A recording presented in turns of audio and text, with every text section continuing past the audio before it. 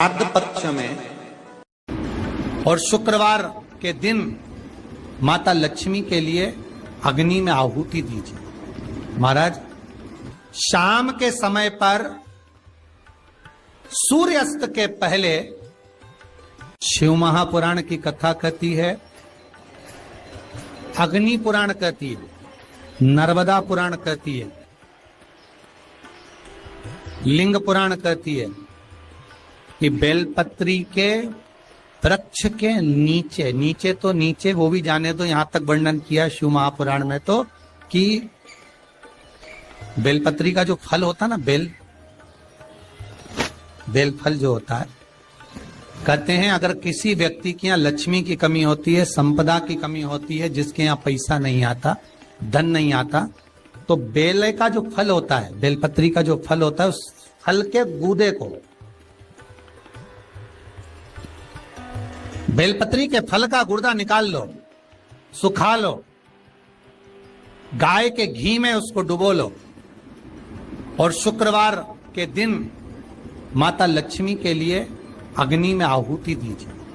महाराज, शाम के समय पर सूर्यास्त के पहले ये जो आहुतियां हम बेले के गुर्दे के फल की गाय के घी में डुबोकर माता लक्ष्मी और भगवान विष्णु के नाम से देते हैं, महाराज 2 या 3 शुक्रवार करोगे, लक्ष्मी की कभी कमी नहीं आती, संपदा बढ़ती है। 16 श्राद्ध में, श्राद्ध पक्ष में घर में अगर गंगा का जल हो, आपके घर में अगर गंगा जल रखा हो, श्राद्ध पक्ष में तुलसी के क्यारे के पास में एक छोटी सी कटोरी रखकर घर का कोई भी व्यक्ति, चाहे महिला हो, पुरुष हो, पुत्रवधू हो, बच्चे हो, कोई भी हथेली में गंगा जल लेकर अपने पूर्वजों का स्मरण कर और वो गंगा जल काशी विश्वनाथ के नाम से अपने पूर्वजों का नाम लेकर वो कटोरी में अगर 5 बार या 7 बार छोड़ देता है तो उसके पूर्वजों को पिंडदान और तर्पण की जरूरत नहीं पड़ती, उनको मोक्ष प्राप्त हो जाता है। श्राद्ध पक्ष में वृषकपि अवतार का महत्व क्या है? विषकपि अवतार की महत्वता क्या है? देव पितर शिव महापुराण में अगर 16 दिन श्राद्ध के होते हैं और 16 दिन श्राद्ध में से कोई भी एक दिन श्राद्ध का, जो तुम्हारी मर्जी पड़ जाए, जिस दिन तुम घर में फ्री हो, जिस दिन तुम्हारी मर्जी पड़ जाए, जिस दिन तुम्हारा मन कर जाए, उस दिन वृषकपि, विषकपि नाम लेकर एक रोटी में थोड़ी सी शक्कर या गुड़, थोड़ा सा चावल, थोड़ा सा अगर चावल नहीं हो तो खीर बन जाए तो ज्यादा अच्छी है, रोटी के अंदर रखकर वृषकपि या विषकपि भगवान शंकर का एक अवतार है नारायण के साथ में। भगवान शिव और भगवान शंकर का और नारायण का एक अवतार मिलकर हुआ था। भगवान शिव और नारायण का मिलन से 3 अवतार हुए थे, 3 अवतार हुए। एक हरिहर अवतार भी भगवान शंकर और नारायण के मिलन से हुआ, एक वृषकपि अवतार भी नारायण और शिव के मिलन से हुआ। तो जो वृषकपि अवतार है, भगवान शंकर और एक भगवान नारायण और भगवान शंकर के मिलन से शरंभेश्वर अवतार भगवान शंकर का और नारायण का मिलकर हुआ है, शरंभेश्वर। ये 3 अवतार नारायण और शिव जी मिलकर बने हैं। 3 अवतार भगवान शंकर ने नारायण के साथ मिलकर लिया, शरीर एक बनाया, दोनों मिल गए, एक शरीर बनाकर जगत का कल्याण करा। रोटी हो तो रोटी, पूड़ी हो तो पूड़ी, पराठा हो तो पराठा, जो तुम बनाए हो उसमें थोड़ा सा मात्रा दूध चावल की या खीर की, थोड़ी सी मात्रा गुड़ की, और वृषकपि या विषकपि अवतार का नाम लेकर अपने दरवाजे के बाहर खड़े होकर जो गौ माता को श्राद्ध पक्ष में किसी भी दिन ये भोजन वृषकपी का नाम लेकर दे देते हैं, उसके घर में कभी संपदा की कमी नहीं आती, धन की कमी नहीं आती।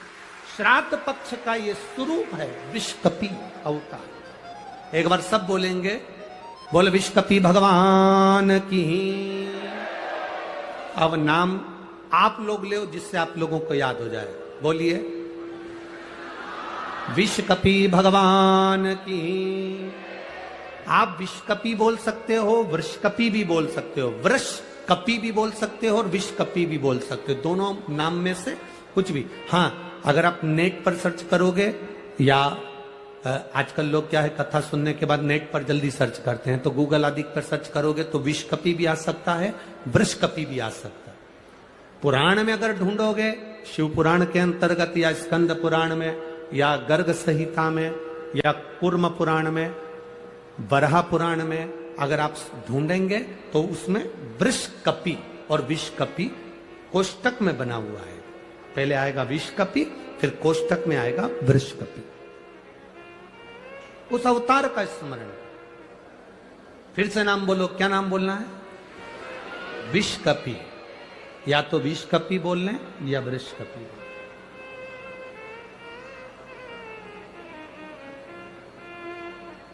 देव पितर कथा का यह सबसे सुंदर संवाद है विषकपी अवतार। यदि संसार का कोई मनुष्य बेल दूध का प्रयोग करता है, बेल दूध से मतलब होता है बेलपत्र के ये मध्य भाग जो होता है, बेलपत्री की जो नीचे की दो पत्तियां जो होती है, ये दो पत्तियां जो बेलपत्री की होती है, इस बेलपत्री की दोनों पत्तियों को शिवलिंग पर जब आप रखते हैं, शिवलिंग पर रखने के बाद में आपके हाथ में जो कटोरी में दूध है, वो दूध इन दोनों पत्तियों पर, ये पितरों के भाव से, पितृ पित्राणी के भाव से, आप दोनों पत्तियों पर बेल दूध को अगर समर्पित कर रहे हैं, बेलपत्र समर्पित करने के बाद थोड़ी सी कटोरी में अगर गौमाता का दूध है और ये दोनों पत्तियों पर अगर आप अपने गोत्र से दूध चढ़ा रहे हैं, तो संसार में ऐसा कोई व्यक्ति नहीं है जिसके ऊपर पितृदोष लग जाए। पितृदोष समाप्त होकर ही रहता है।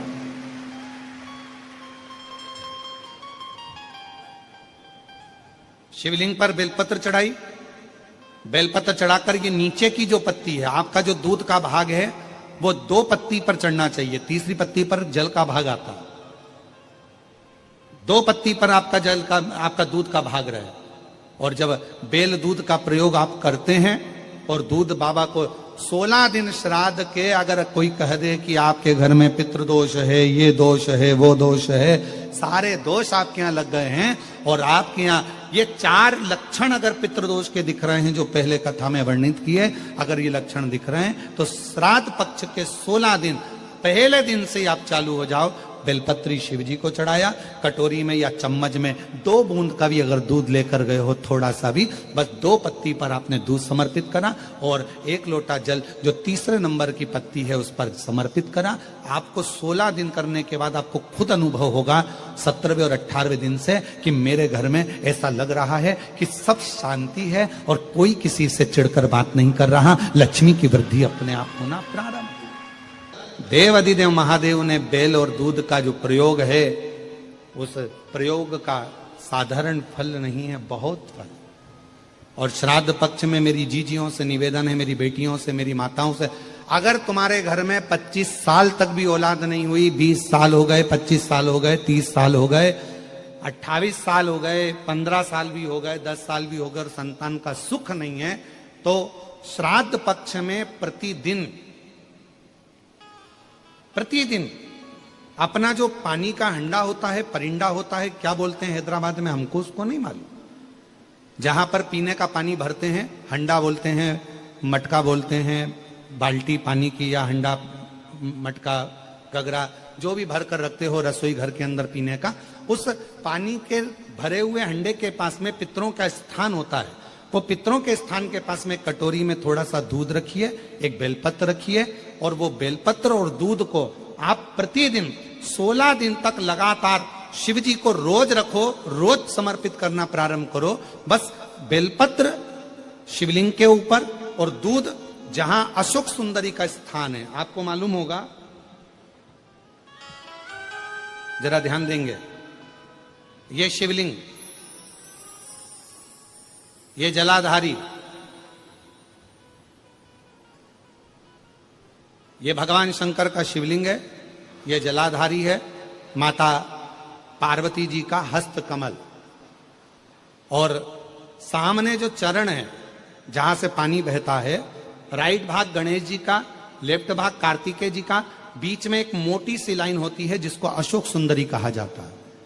शंकर भगवान की 6 बेटियां हैं। 6 बेटियों में शंकर जी के ऊपर जो कलश रखा होता है, उसमें से जो बूंद बूंद पानी गिरता है, वो कलश 5 बेटियों का स्थान होता है। जया, विषहरा, शामली बारी, दौतली और देव, ये शिव जी की 5 लड़कियां ऊपर, और एक बेटी अशोक सुंदरी सामने जो मोटी सी लाइन होती है जहां से शिव जी पे चढ़ा हुआ पानी गिरता है, उसके बीच में जो लाइन होती है वो अशोक सुंदरी का स्थान।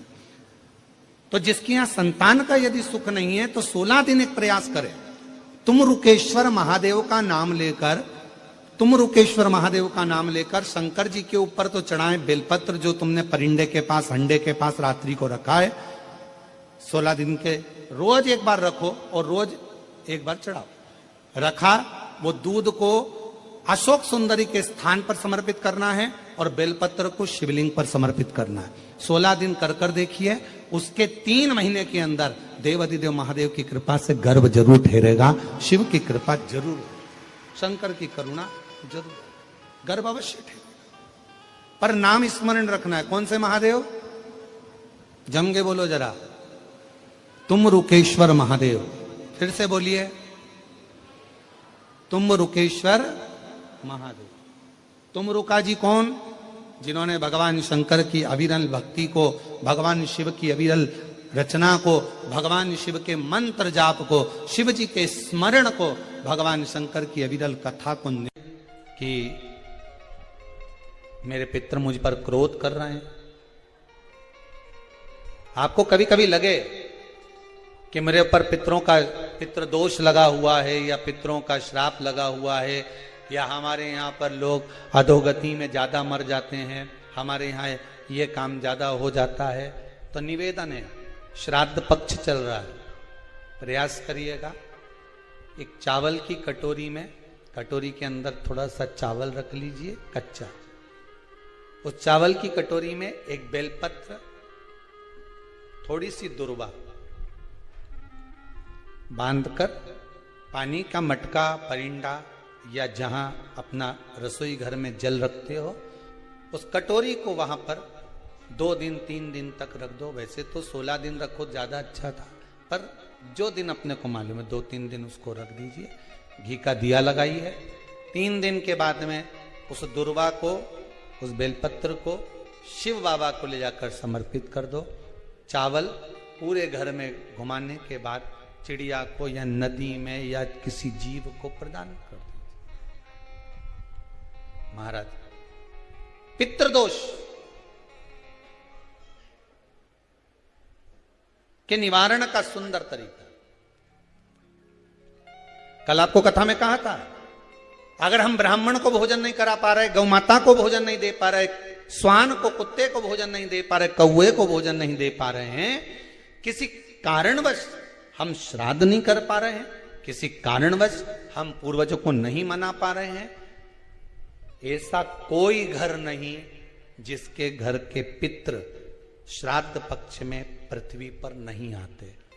तुम पूछो मत पूछो, तुम्हारे घर के पूर्वज तुम्हारे यहां जरूर आते। दरवाजे पर आकर खड़े होते हैं पितृ,